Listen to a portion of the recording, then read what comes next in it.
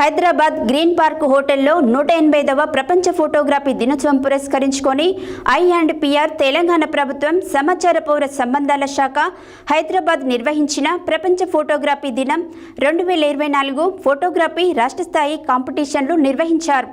900 ఫోటోలు పోటీపడగా తాను తీసినటువంటి ఫోటోకి గృహజ్యోతి కేటగిరీలో థర్డ్ అవార్డు 10,000 రూపాయల క్యాష్ అవార్డును సంస్థ నారాయణపుర గ్రామానికి చెందిన మధుగోని వెంకటేశం గౌడ్ తేజ అందుకోవడం జరిగింది.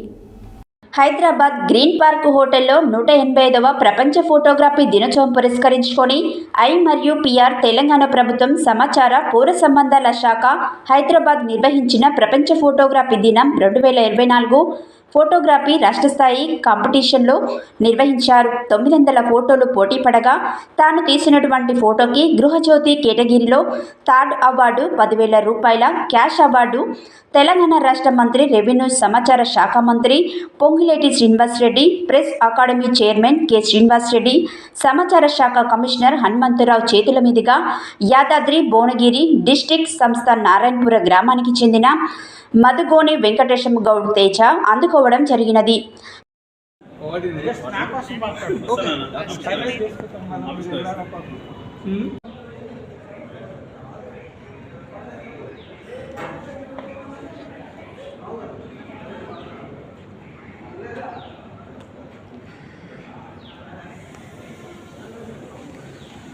శ్రవణ్ శ్రీ వెంకటేశం గారికి శుభాకాంక్షలు.